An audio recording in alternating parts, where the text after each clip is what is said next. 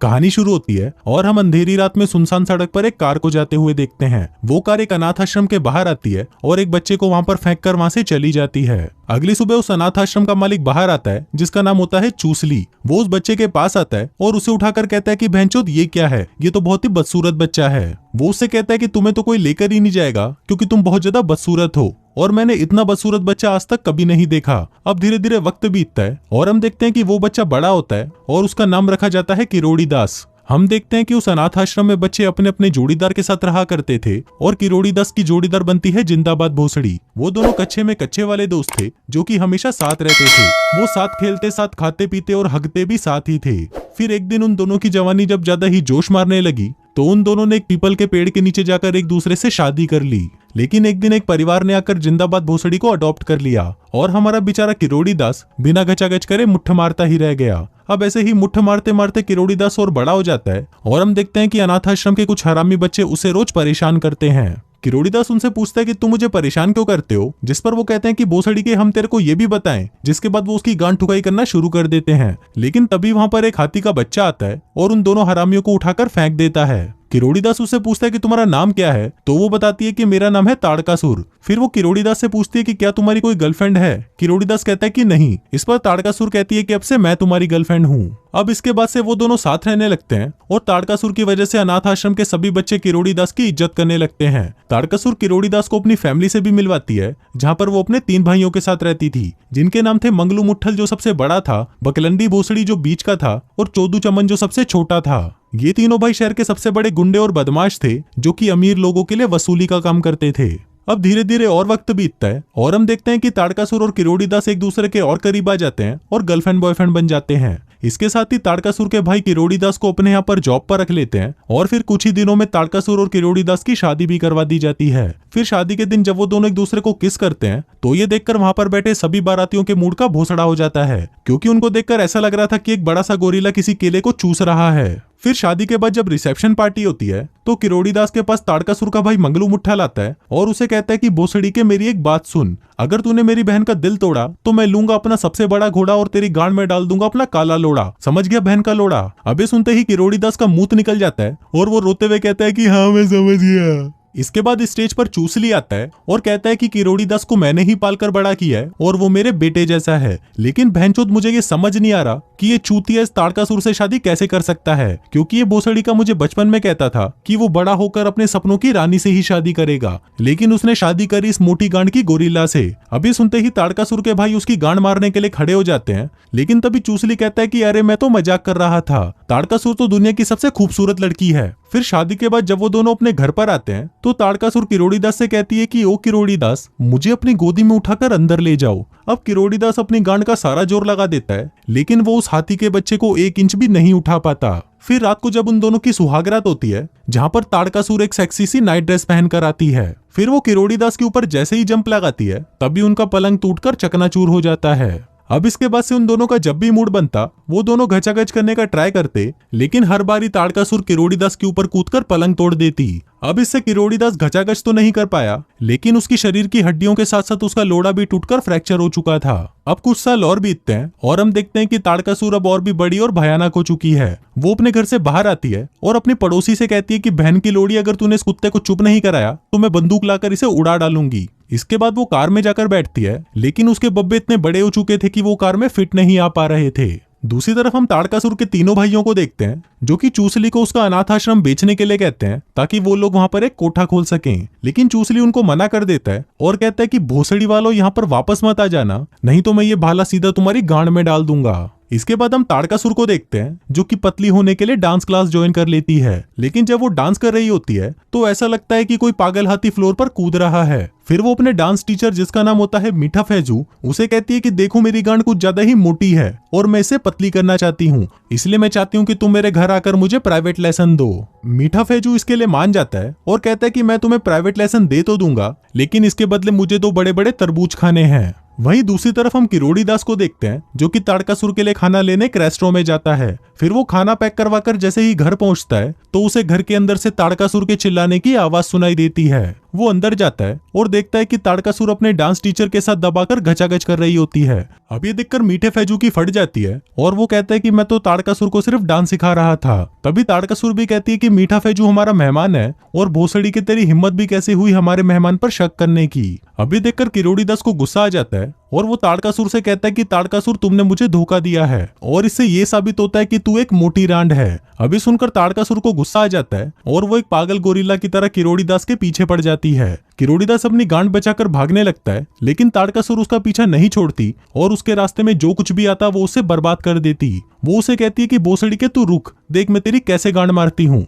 लेकिन कुछ ही देर बाद ताड़कासुर थक जाती है और वो किरोड़ीदास को कहती है कि जाओ अब मेरे लिए कुछ खाने को लेकर आओ। अब इन सबसे किरोड़ीदास परेशान हो जाता है और वो अपनी वेडिंग रिंग को कचरे में फेंककर वहां से चला जाता है। इसके बाद वो अनाथ आश्रम पहुंचता है जहां पर उसकी मुलाकात जिंदाबाद भोसड़ी से होती है जो कि अब बहुत ही ज्यादा खूबसूरत हो चुकी थी। वो उससे कहती है कि वो अटलांटा में अपना बिजनेस छोड़कर यहाँ पर आई है ताकि वो इस अनाथ आश्रम को खरीदकर इसे और भी बड़ा बना सके। तभी उन दोनों की नजर उसी पीपल के पेड़ पर पड़ती है जिसके नीचे उन दोनों ने बचपन में शादी करी थी। फिर जाने से पहले जिंदाबाद भोसड़ी किरोड़ी से कहती है कि क्या तुम मेरे साथ ट्यूसडे को लंच पर चलोगे, जिसको सुनकर किरोड़ीदास भी खुश हो जाता है और कहता है कि ठीक है हम लोग ट्यूसडे को मिलते हैं। अब इसके बाद से हम देखते हैं कि किरोड़ीदास जिंदाबाद भोसड़ी से मिलने के लिए इतना ज्यादा एक्साइटेड रहने लगता है कि वो दिन रात सिर्फ यही सोचता रहता है कि ट्यूसडे कब आएगा। वो सोते जागते हकते मुतते सिर्फ ट्यूसडे ट्यूसडे ही चिल्लाता रहता है, जिसको सुनकर ताड़कासुर उसे कहती है कि भोसड़ी के अगर तूने एक बार फिर से ट्यूसडे बोला तो मैं तेरी गांड में डंडा डाल दूंगी।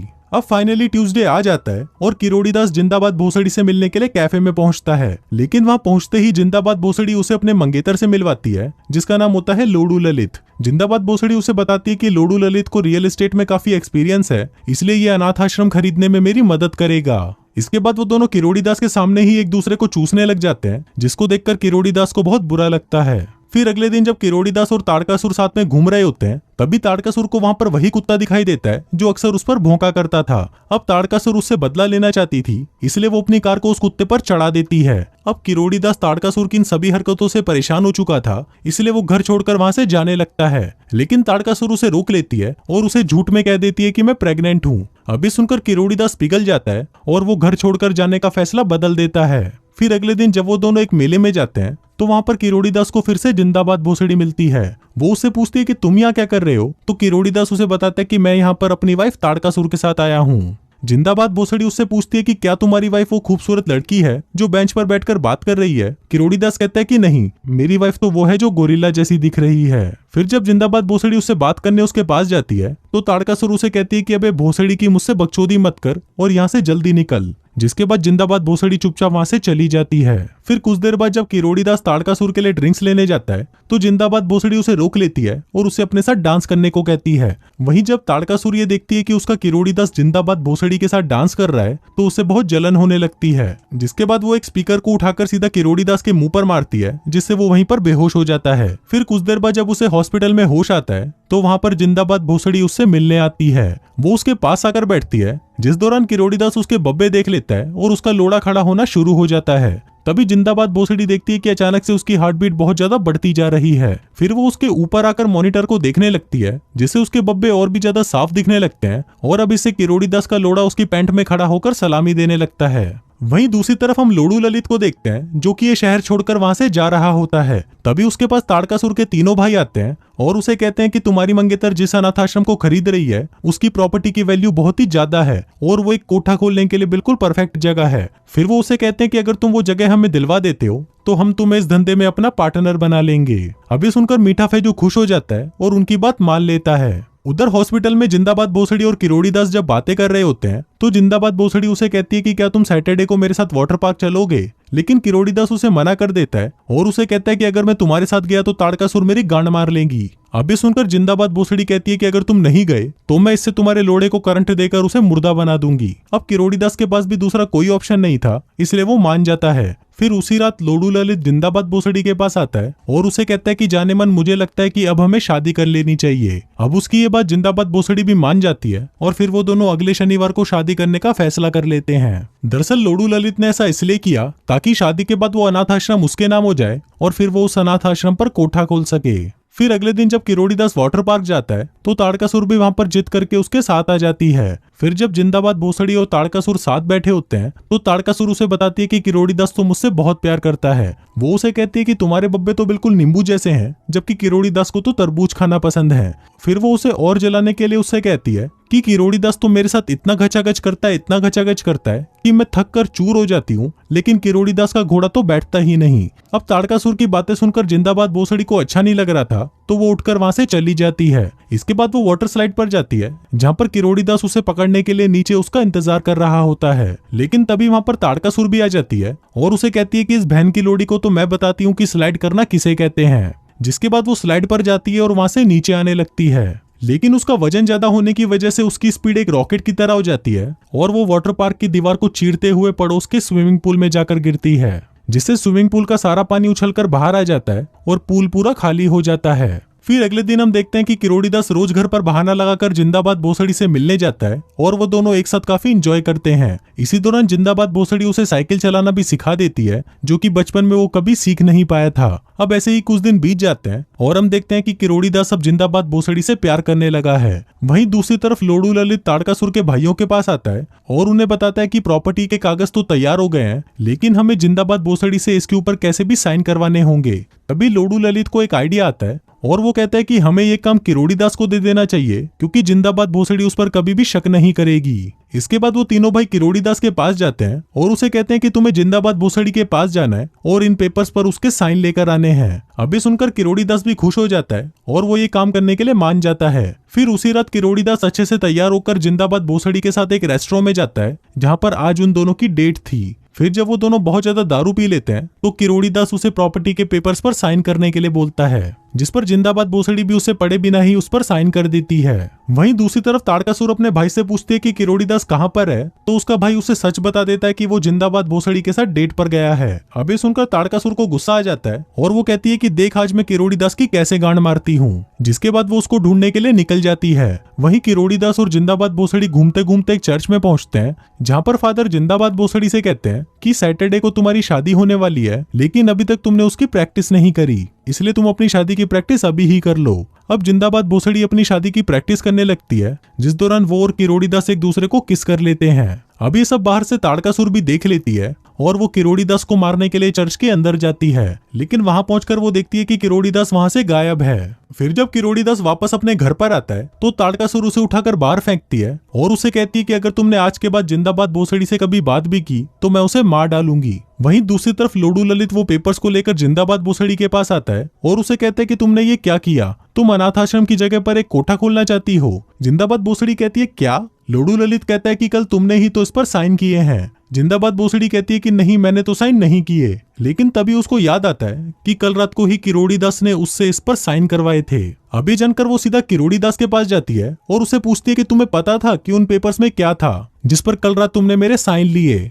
अब वहीं ताड़कासुर भी आ जाती है, जिसके डर से किरोड़ीदास उसे कहता है कि हाँ मुझे पता था और मैंने ये सब जानबूझ के किया। मैं अपनी वाइफ से बहुत प्यार करता हूँ, इसलिए अब तुम यहाँ से चली जाओ और आज के बाद मुझे अपनी शक्ल मत दिखाना। अभी सुनकर जिंदाबाद भोसड़ी उदास हो जाती है और वो रोते हुए वहां से चली जाती है। फिर अगले दिन हम देखते हैं कि जिंदाबाद भोसड़ी और लोडू ललित की शादी होने वाली होती है, लेकिन वहीं किरोड़ीदास को भी समझ आ जाता है कि ये सब काम लोडू ललित ने ही किया है और वो बस जिंदाबाद भोसड़ी का इस्तेमाल करने के लिए ही उससे शादी कर रहा है। इसलिए वो शादी को रोकने के लिए वहां से भाग जाता है और चर्च की तरफ निकल जाता है। तभी उसके पीछे ताड़कासुर और उसके भाई भी आ जाते हैं और उसे रोकने की कोशिश करने लगते हैं, लेकिन किरोड़ीदास जैसे तैसे करके उनसे बच जाता है और चर्च के अंदर पहुंच जाता है। वहां जाकर वो उन्हें सब कुछ सच बता देता है और कहता है कि ये शादी झूठी है, लोडू ललित सिर्फ तुमसे पैसों के लिए शादी कर रहा है और ये सब बहन के लोड़े मिलकर तुम्हारे अनाथ आश्रम को हथियाने का प्लान कर रहे हैं। लेकिन जिंदाबाद भोसड़ी उसकी बातों पर विश्वास नहीं करती, तो किरोड़ीदास वहां पर लोडू ललित की बाकी बीवियों को भी बुला लेता है जिनके साथ उसने सिर्फ पैसों के लिए शादी करी थी। अभी सब देखकर ताड़कासुर और उसके भाई किरोड़ीदास के पीछे पड़ जाते हैं और उसे मारने की कोशिश करते हैं, लेकिन तभी उस मोहल्ले के सभी लोग वहां पर इकट्ठा हो जाते हैं और उन चारों को मार मार कर वहां से भगा देते हैं। फिर फिल्म के लास्ट सीन में हम देखते हैं कि किरोड़ीदास और जिंदाबाद भोसड़ी उसी पीपल के पेड़ के नीचे जाते हैं और बचपन की तरह ही फिर से एक दूसरे से शादी कर लेते हैं और इसी के साथ ही ये फिल्म यहीं खत्म हो जाती है।